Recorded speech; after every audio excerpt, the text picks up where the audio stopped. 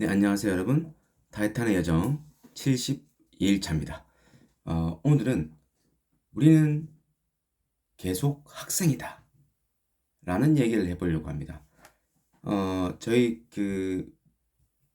제사를 지낼 때나 혹시나 그 묘비에 가면 저희 비석에 보면은 학생 부군 신위 뭐 이렇게 된 거 보신 적 있으시죠?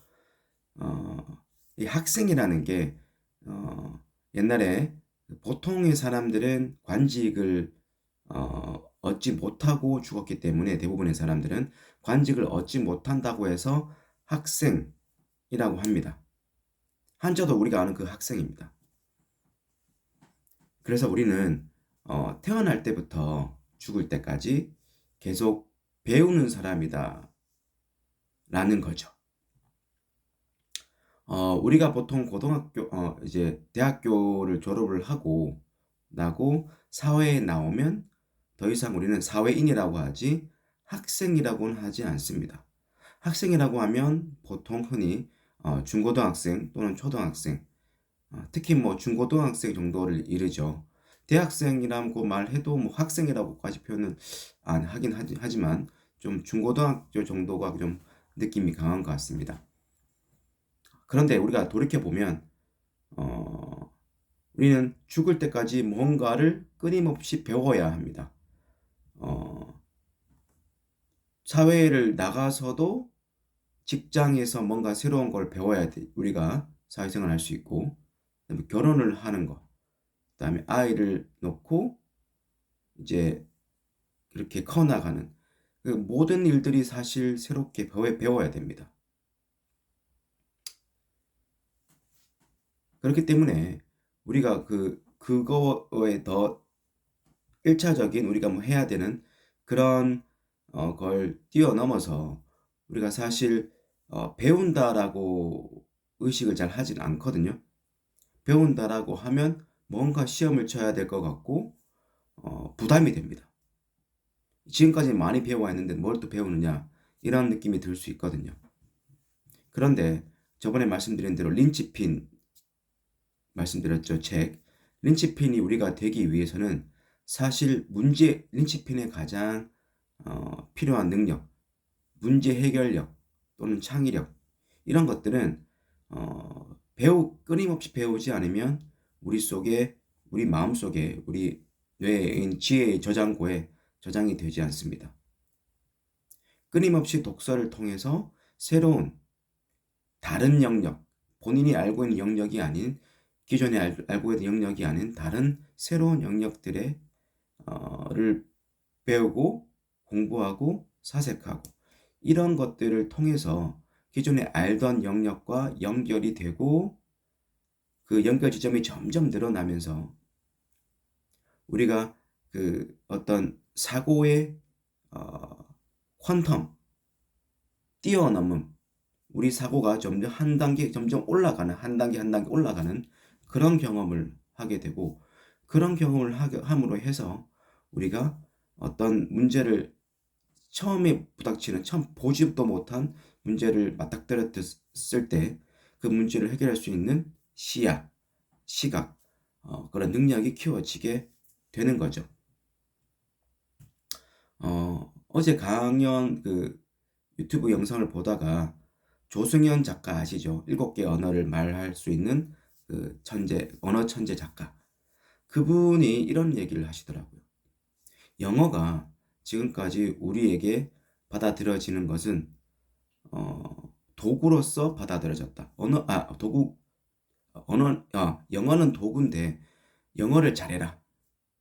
라고 하다 보니 도구를 우리가 보통 이제 그분이 말씀하신 표현에 의하면 어, 목수일을 배운다고 하면 어, 목수일을 사랑할 수 있지만 목수일을 하기 위한 망치를 처음부터 다 사랑할 수는 없다고 얘기를 하거든요. 그래서 목수일을 사랑하다 보니까 망치도 이런 망치가 좋고 저런 망치가 좋고 사랑하게 되는 거지 처음부터 망치를 사랑할 수는 없다고 합니다. 마찬가지로 우리가 아이들에게 또는 저희들에게 영어를 사랑해라고 하면 영어라는 건 도구일 뿐인데 처음부터 도구를 사랑하려고 하니 영어가 싫어진다는 거죠. 그래서 우리는 영어를 이렇게 공부하려고 하면 뭔가 시험을 쳐야 될 것 같고 이런 걸 이제 느끼기 때문에 부담을 느끼는데, 사실 영어라는 것, 다른 외국어들은 어, 실제로는 언어기 때문에 언어는 문화의 일부분입니다. 문화를 배우는 거거든요. 그래서 문화를, 우리가 음악을 듣고 또는 예술 작품을 보듯이 사실 언어를 배운다는 거는 문화를 배우는 것, 즉 문화를 향유하는 거라고 얘기를 합니다. 그 말에 100% 저는 공감을 하는데, 저 같은 경우도 영어를 쭉 공부해 오다가 어떤 기회가 있어서 프랑스어, 스페인어 또 배우기 시작한 지 1년 가까이 되어 갑니다. 근데 그걸 배워서 뭐 해? 어디가 써먹으려, 뭐 써먹을 때가 있어? 라고 사실 배우진 않습니다. 뭐 언젠가 써먹을 기회가 있겠죠. 하지만 이거를 배운다는 거는 그 사람들의 문화를 알게 되고 그 문화를 향유하게 된다는 거. 영어를 배움으로 해서 그 영어를 통해서 뭔가 미드를 볼 때도 그냥 자막을 보는 게 아니라 실제로 그 어느 수준에 이르게 되면 자막 없이도 영화를 보게 될 수 있거든요. 그러면 그 사람들의 제스처, 말투 이런 것들이 좀 더 생생하게 들립니다. 그러므로 해서 그 사람들이 만들어 놓은 그런 영화나 드라마들을 좀 더 생동감 있게 대접할 수 있는 거죠. 그리고 우리가 이런 언어를 배우고 하는 것들이 어떤 목적이 아니라 그 언어를 배움으로 해서 우리의 성취감을 느낄 수가 있고요. 그 성취감을 느끼게 되면 또 다르게 나도 이런 스페인어나 영어뿐만 아니라 다른 영어를 배울 수 있구나. 배우는 게 즐겁구나. 그래서 이런 것들은 시험을 치지 않지 않습니까? 지금 우리가 뭐 영어를 배운다든지 뭐 이런 걸 할 때. 그러면 그 언어를 배움으로 해서 배움의 성취감을 느끼게 되면 또 다른 걸 배우고 싶어지고 또 그런 또 다른 걸 자극을 느끼고 싶어집니다. 그러므로 해서 배움의 선순환이 이루어지게 되고 하나 했던 게 두 개, 두 개 했던 게 세 개, 네 개가 되는, 배운다는 게 되게 많아집니다. 그렇게 우리가 배움에 대한 동기부여도 얻을 수 있다라는 거죠. 그래서 우리는 끊임없이 죽을 때까지 배워야 합니다.